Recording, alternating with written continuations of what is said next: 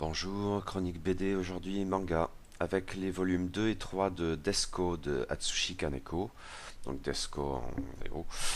C'est traduit du japonais par Aurélien Estager, c'est publié aux éditions Casterman dans la collection Sakka. Les épisodes japonais datent de 2015 et ces volumes français sont parus en 2016 et les deux volumes font dans les 200 pages environ.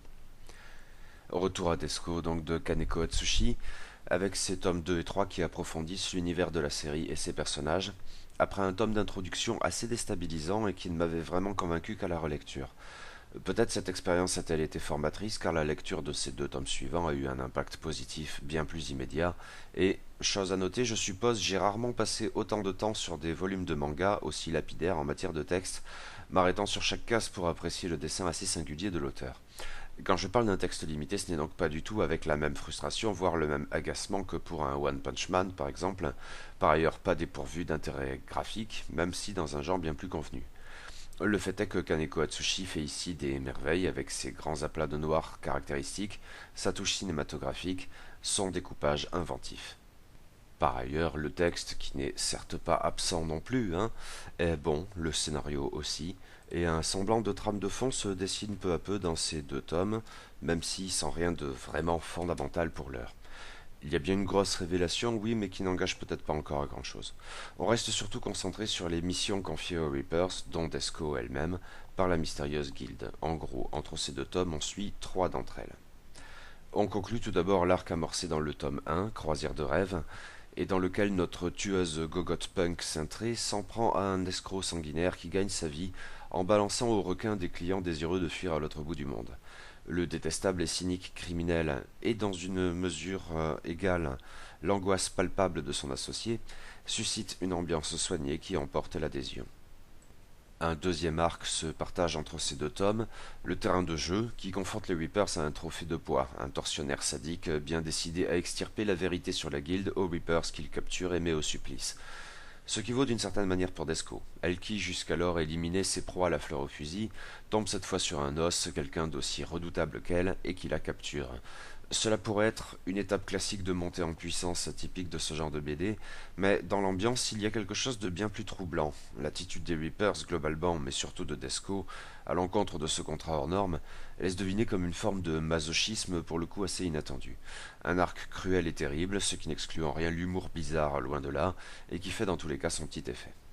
Enfin, un troisième arc est initié dans le tome 3, le fluide, qui confronte assez classiquement Desko à un savant fou dont les recherches pourraient bien annihiler l'humanité, mais avec ces petits trucs en plus qui assurent la singularité de la BD, là encore bien moins convenue qu'elle n'en a l'air. Dans l'obsession froidement misanthrope du savant, plus encore dans les rêveries puériles de son soutien plus ou moins politicard, à fond dans un ego trip digne d'un Trump, mais en probablement bien moins stupide. L'ensemble conserve ainsi la saveur de Desko, outrance et folie, dans un contexte noir, excessif, drôle et repoussant à la fois. Entre ces arcs, Kaneko Atsushi ménage aussi des épisodes isolés qui approfondissent l'univers, notamment via les personnages. Ceci étant, chaque épisode intégré dans un arc comprend aussi ce genre d'aparté bienvenu, assez comique dans l'esprit, mais qui s'intègre parfaitement à Desko. Notre héroïne y passe elle-même, toujours aussi dingue, menteuse compulsive et dépressive démonstrative. Voyez la séquence excellente dans laquelle la gamine tueuse erre dans une supérette, un nuage noir de convention au-dessus de sa tête. Mais à mon sens, c'est surtout quand la série s'arrête sur des personnages secondaires ici qu'elle emporte vraiment l'adhésion, cette construction plus complexe bénéficiant à l'ensemble de la BD. Cela vaut tout d'abord pour les compagnons directs de Desko, Madame M, la propriétaire du château où se morfond notre héroïne entre deux contrats, et qui a bien des choses à révéler. Alors elle n'a absolument rien de la caricature de nerd que j'avais cru y voir dans le premier tome, je ne m'étais décidément pas montré assez attentif, c'est peu dire. Mais aussi et surtout Lee, le chauffeur de Madame M, assigné par la dite au convoyage et à la protection de Desko, qu'il est profondément et de manière très ouverte.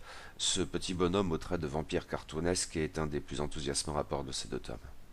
Mais d'autres personnages sont aussi approfondis du côté de la concurrence bien à la traîne de Desko, notamment les pom-pom girls psychopathes emmenés par cette connasse de K.O., un personnage qu'on adore détester, ou encore faire valoir comique de premier choix les ridicules et attachants Super Skull et Hyper Skull, notamment quand ils flippent sur le terrain de jeu avec leur compte à rebours avant d'agir qui recule sans cesse, gimmick tout con mais magnifiquement efficace.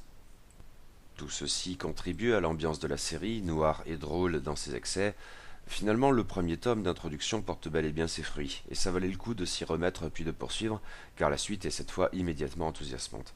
Bon, il faut raison conserver, je ne suis pas en train de vous parler d'un chef-d'œuvre indispensable, mais d'un chouette divertissement bien troussé, efficace et moins convenu qu'il n'en a l'air. Ceci pour le fond, la forme, le dessin en l'espèce, est bien l'atout majeur de Desco, série qui, outre, oui, vaut bien qu'on prenne le temps de savourer chaque case, et qui pour le coup convainc bien autrement que le seinen lambda. La suite, un de ces jours.